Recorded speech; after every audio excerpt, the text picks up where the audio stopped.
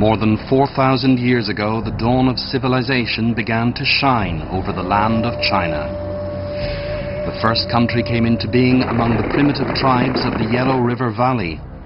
Over 500 years later, Xia was replaced by Shang state.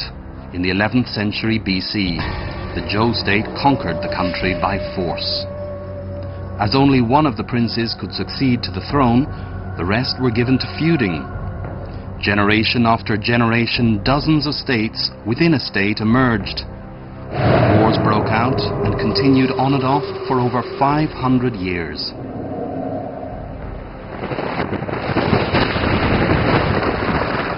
It was not until 230 BC that an army from the northwest began to sweep away all these warring states. It annexed all the states and conquered all the tribes within a period of just 10 years. It was this army that finally put an end to the wars. A unified state, the Qin Empire, was founded for the first time in China.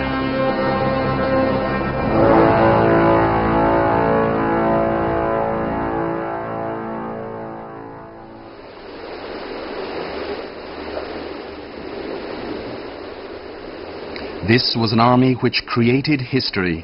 Nevertheless, people have had little understanding of it. Its image has been blurred and indistinct. What was the source of this strong Qin army? How did it accomplish this gigantic task?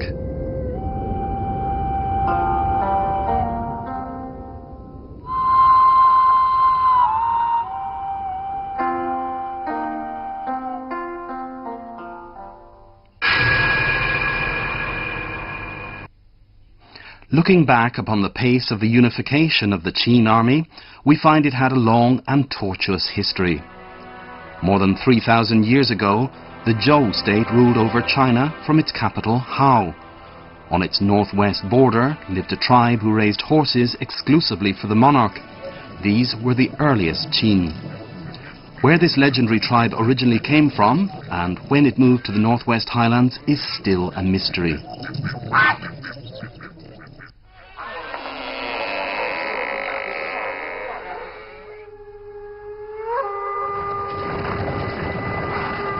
In 771 BC, a nomadic tribe from the west captured the capital, Hao, and the Zhou state was forced to move its capital. As the king of Zhou travelled eastward, the Qins, horse raisers, escorted him with warriors. In order to express his gratitude for the Qins' loyalty, the Zhou king conferred on the leader of the Qins the rank of feudal prince.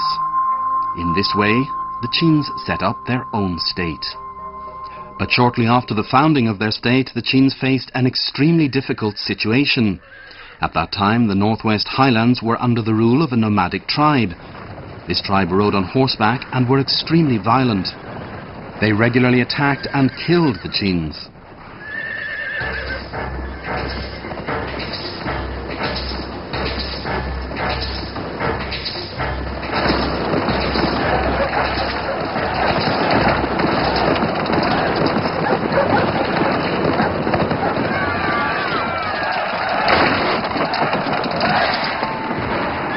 According to the historical records, several generations of the former kings of Qin were all killed on the battlefield. Thus the Qin and their army shed their blood like water at the very beginning of the founding of the state. Nevertheless, this staunch army matured and hardened in adverse circumstances. After more than 200 years of bloody battles, the Qin army completely conquered this wild but brave nomadic people and thus unified the northwest highlands. Having got a firm foothold in the west, the Qins turned their attention to the east. At that time, the king of Zhou had lost his dominant position. The flames of war were raging on the central plains.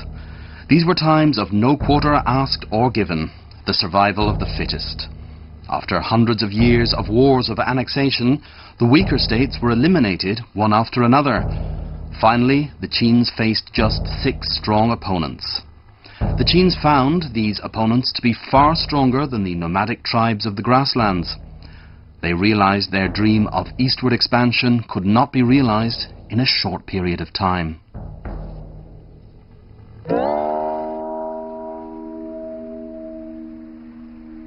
The turning point came in 356 BC. In that year, a person called Shang Yang began to carry out reformations of the Qin Empire. After these political reforms, the Qin army marched eastwards. The Wei state was the first overlord in the Warring States period. According to the historical records, the Wei army was noted for its full armour and its valour. Nevertheless, the valiant Wei army turned out to be the first victim of the Qin. In 293 BC, the Qin army killed 240,000 Wei soldiers, after which the Wei state went into decline. The Chu state was a powerful state in the south. The bronze swords made by the Chu had had a great reputation up till this time. In 278 BC, the Qin army occupied Ying, which had been the capital of the Chu for several hundred years. Chu would never rise again. The Zhao state was in the north. Its people were famous for their bravery and their fighting skills, and they had long harassed the nomadic nationalities in the region. But in 260 BC, the Qin army annihilated 450,000 picked men of the Zhao army at Changping. The Zhao state was greatly undermined.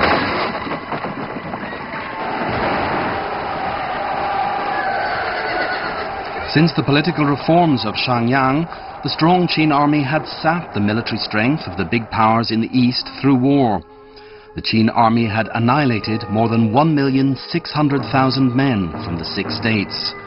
By 230 BC, there was no challenge to the Qin army, so the Qin Emperor Yingzheng launched a large-scale war against the other states.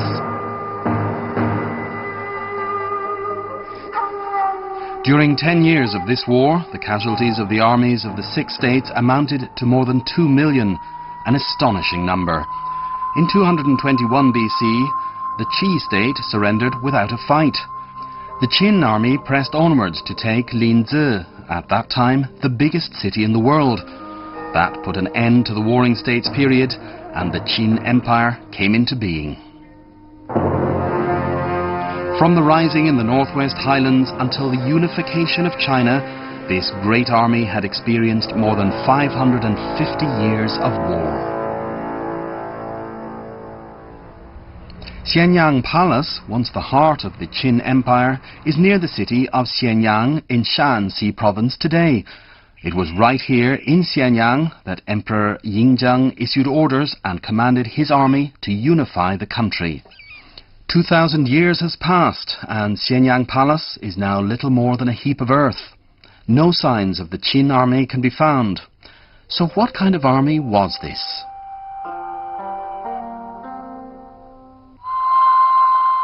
The great historian Sima Qian was born 100 years after the Qin Empire. His renowned classical works, the historical records, record the wars waged one after another by the Qin army during those hundreds of years. But Sima Qian mentions little of the mechanisms and details of these wars. Only a few dozen words, sometimes much less, are written about a war of several months' duration involving hundreds of thousands of soldiers. Sima Qian paid no attention to the weapons, equipment, or tactics used by the Qin army.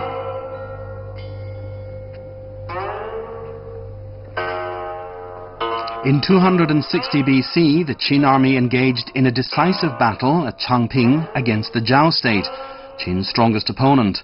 The battle lasted 2 whole years. Sima Qian records that an ingenious detachment of 25,000 men of the Qin army set out to cut the Zhao army into 2 parts at a point when both sides were at a stalemate. But again, Sima Qian doesn't go into detail as to how this detachment won the battle with a surprise attack. Once the Zhao army was divided, the Qin army dispatched 5,000 cavalrymen to cut off the Zhao supply line. So what kind of troops were the Qin cavalry? The Qin army then immediately dispatched light troops to attack the Zhao army. These light troops must have had extraordinary attacking ability. So what exactly is the meaning of the word light?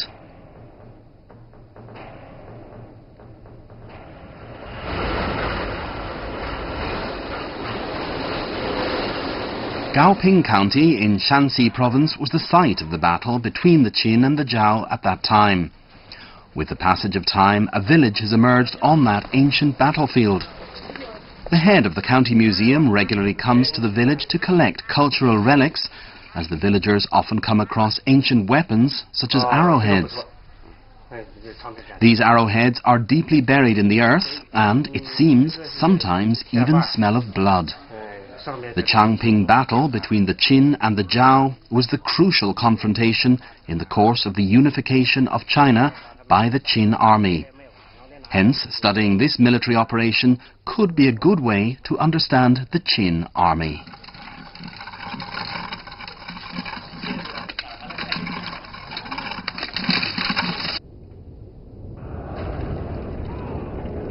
According to Sima Qian's records, a Qin army of about 600,000 took part in the battle right in this valley. Changping was nearly 500 kilometers from Xianyang, the capital of the Qin Empire. This means that more than 2,000 years ago, an army of 600,000 men, far from their own land, was engaged in a war for 2 years. Today's military experts are puzzled by this problem. Under the conditions existing then, it should have been absolutely impossible for the Qin army to fulfill such a task. In the winter of 1948, the Huaihai campaign broke out. This was the biggest campaign during the War of Liberation. Over the wide field of operations, the Liberation Army was closely followed by numerous peasant transport teams. They uninterruptedly transported grain and munitions to the front using their own carts and oxen. In the course of the whole operation, the Liberation Army had 600,000 soldiers on the battlefield, the same number as made up the Qin army in the Changping operation. But there were 5,430,000 peasants supplying 600,000 soldiers of the Liberation Army. On average, it took 9 peasants to supply 1 soldier. More than 2,000 years ago, the total population of the Qin Empire was no more than 5 million. How then was it possible for the Qin army to ensure supplies to those 600,000 men? How could the Qin Empire supply provisions to an army of 500,000 or 600,000 men to support wars which lasted for years on end, and at the beginning of the times of iron-made farm tools and draft animals? The consumption of military provisions would have been astonishing for this enormous army. How was the national strength of the Qin Empire able to support this huge drain? To these questions, Sima Qian doesn't give an answer in his historical records. However, he does record the more grisly details of the Qin army. The Zhao army was defeated and surrendered at Changping. After the surrender, 400,000 Zhao prisoners of war were buried alive. Only 240 very young men were released. 450,000 Zhao men were killed during the whole Changping operation. In the valley at Gaoping County in Shanxi Province, archaeologists have made grim discoveries. Within a circumference of about 10 kilometers, big pits of buried skeletons can be found everywhere. More than 100 corpses of Zhao soldiers can be found in just one pit. According to Sima Qian's writings, the Qin army was the embodiment of cruelty. At that time, an advisor wrote a description of the Qin army on the battlefield in another historical document, Essay on the Warring States. They carried prisoners of war in their arms and wore prisoners' heads hanging from their belts as they pursued and attacked